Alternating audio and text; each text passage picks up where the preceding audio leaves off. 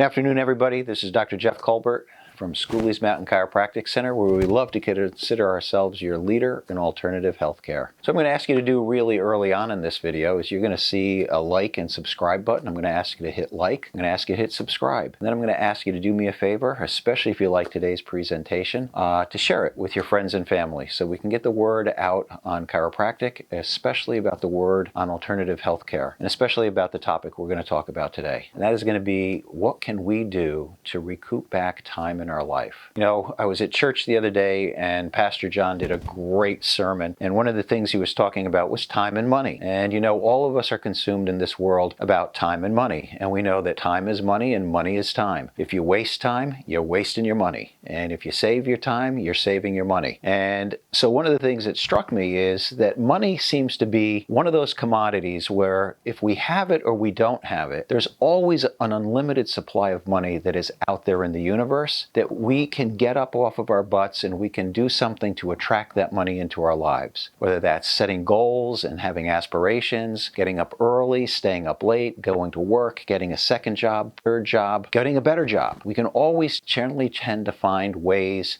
to make more money. But the one thing that is a short supply, and we are in an ever running short of it, is that of time. When we were born, we seemed to think that we had an unlimited amount of time. Well, we know that God has numbered our years, and we don't know the day or the hour that we're going to be called to go back to heaven. Because we don't know, we assume we have plenty of time. But I've got to tell you now, I am 63 years old, and I start to realize every now and then that the length of my life, I am now on the shorter side of life. Now, I don't let that get me down or let that depress me. And so I would challenge you to try to look at your life and try to figure out, how often during the course of the day am I laughing? Or at least doing something that is enjoyable and giving me more pleasure and more fun out of the day than sorrow and misery and angst and frustration. A study a long time ago by Robert Cooper, a neurophysiologist, stated that the average child laughs between 250 and 400 times a day.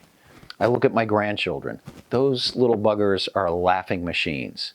I look at little children when they come in to get adjusted. Again, most of the time they're laughing, they're giggling, and they're carrying on. And I'm okay with that in my office.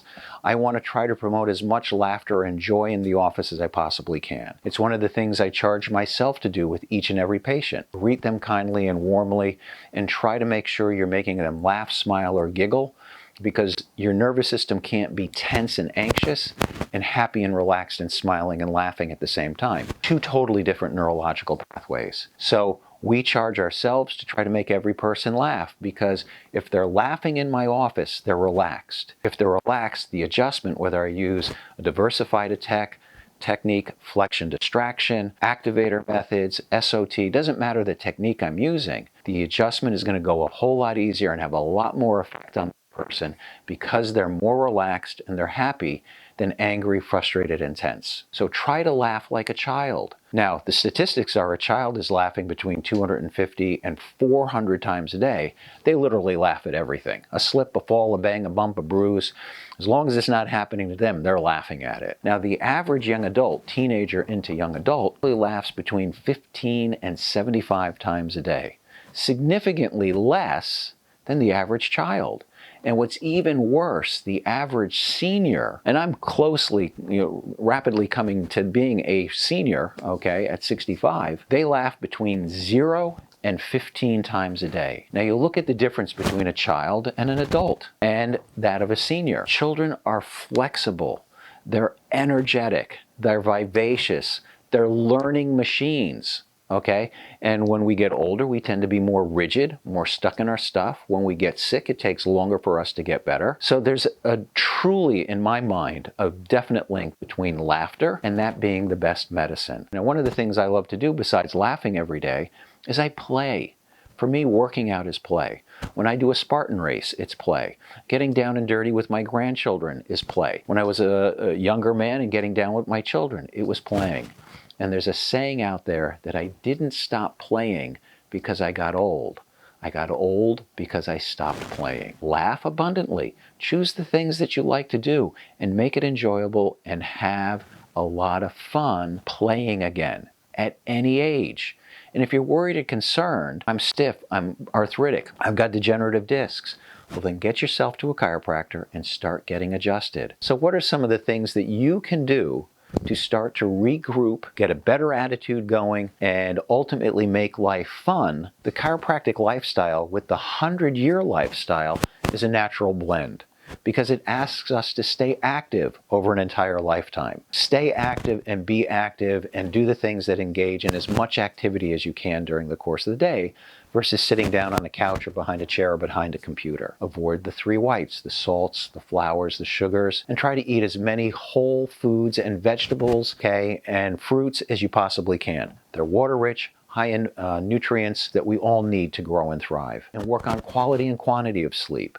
You know, one of the things that I've come to realize as I've gotten older, the deep sleep, the more I'm releasing growth hormone, which for my body is all about healing and repair versus growing and adding size and strength. When you stop to think, we're supposed to work 8 hours, sleep 8 hours, and get everything else done in the rest of our 8 hours that we have. If we are working 8 hours, and if we are sleeping 8 hours, and we are on our devices a little over 7 hours a day, okay, we have 1 hour to get everything else done. So what do? We rob ourselves of working or sleeping, or robbing ourselves of our ability to have the time to get everything else done we're supposed to when we're not working and sleeping, and cheat to get it into being on our devices. So if you want to try to recoup time so that you can find the time to exercise, eat better, spend some time with your children, going outside and play, getting some ecotherapy, try to curb the time down on your devices. Now, one of the things that I kind of love is I love having an Oura Ring,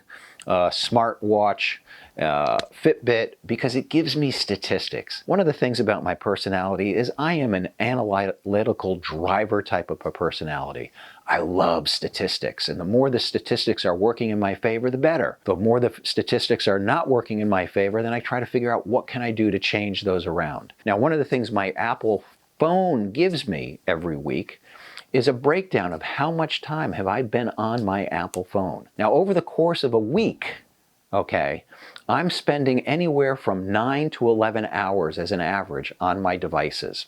Okay, now if the average person in the United States is 51 hours and I'm on 9 to 11, well, somebody's making up for me, okay, and spending a whole lot more time on their devices than I do. But by recruiting that time, it gives me more time to enjoy time with my wife and my kids and my grandchildren, to be focused on what I need to do. And I have a ton of time that I'm spent here taking care of patients and doing patient care, but I also have to allot time for the paperwork and doing things with projects here in the office and marketing the practice and growing the practice and training my staff and just keeping up with the myriad of things that have to go on to run a practice successfully. I can't do that and spend the time on my device. So it's a matter of give and take, and we all have those choices to make. The other thing is I would encourage you to do is become a lifelong learner. The average person, when they get out of high school, never picks up a book again in their entire life. I take pride in the fact that while I'm not a voraciously read a ton of books every week or every month, because I am such a horribly slow reader, but I do read consistently, 15 or 20 minutes in the morning and 15 or 20 minutes in the evening, say my prayers, go to bed, spend a little time with my wife watching some TV, but I take the time to carve out to be a consistent and a lifelong learner. And you should be able to do the same thing as well. The other thing is we have received an awful lot, especially here in America. We're totally blessed in so many different ways. And it is incumbent, I feel, that it is important for me, just as when I'm doing a Tough Mudder or a Spartan race, and I come across somebody who's stuck on an obstacle or just can't get over a wall. My job is to reach out a hand back and pull somebody along, as much as I hope when I'm reaching out a hand, somebody's going to be there to grab and pull me along. Reach out and help somebody. Be a mentor. Help guide people along. And when somebody's stuck, offer them a helping hand and get them over the hurdle that they need to get over. And I think if you start to do these things in combination with finding the joy in everything that you're doing and laughing abundantly, you know, one of the things that I say every day is an affirmation, and it goes basically something like this. Today is a great day. And I'm choosing it to be a great day, whether it is or it isn't. But today is a great day, and I have the opportunity to show up as the best me ever, with the absolute ability to attract and manifest everything in my life that I desire, including just the right people, places, and things necessary for me to manifest the career and the lifestyle of my dreams. I'm a magnet with the absolute power to attract Okay, nature uses the food that I eat, the air that I breathe, the water that I drink, and the rest that I get to build, repair, and revitalize me for the future. Radiant energy flows through me. I've set specific goals and planned action steps for their accomplishment, and I feel better now. So these are some of the ways that I program my brain to start to be thinking differently, because we are, as human beings, bombarded with 60,000 negative thoughts a day. And unfortunately, that doesn't leave a lot of time, because with 60,000 negative thoughts in a day that has 72,000 seconds, almost every second of every day, we have some kind of negativity bombarding us. When there's that much negativity bombarding you, you get weighed down. You start to slouch. Hormones and chemicals make you depressed that are in your body. So by literally taking charge, setting our mind differently, watching our posture differently, finding ways to laugh, and engage in mental affirmations, we can totally change the way we look at the world. And when we change the way we look at the world, Wayne Dyer had a really great saying: if you want to change the way things look, change the way you look at things. So again, just a way that we can add years to our life, joy to our life, and a whole bunch of helpful, happy thoughts, and laughter abundantly, because laughter is the best medicine, coupled with a chiropractic and 100-year lifestyle. I would love to be able to guarantee if you can make those changes, you'll have a life of abundance, joy, and happiness, a state of true health and well-being where you can do whatever you want, whenever you want, wherever you want, with whomever you want, as often as you'd like to. So this is Dr. Jeff Culbert saying, I hope you found this information useful. I would encourage you to visit our website, SMCC4U. If you're local to the New Jersey area, especially Long Valley, Hackettstown, and would love to shoot us a message, whether by phone or text, email, we'd be happy to receive that and respond to you as quickly as we possibly can. If you want to come down and take a tour of our office, always welcome to show it off. It's my home away from home, so I would love to show it off to anybody. But if you think chiropractic is something that you are interested in and you want to find somebody, I have resources that I can generally find somebody, hopefully within an area of the United States and sometimes even abroad. So this is Dr. Jeff Culbert signing off from Schooley's Mountain Chiropractic saying, go out, laugh abundantly at least 250 to 400 times a day. Enjoy yourself, enjoy your family, enjoy your friends, enjoy your coworkers, and whatever you're doing, have a great day, and I'll see you in another video really soon.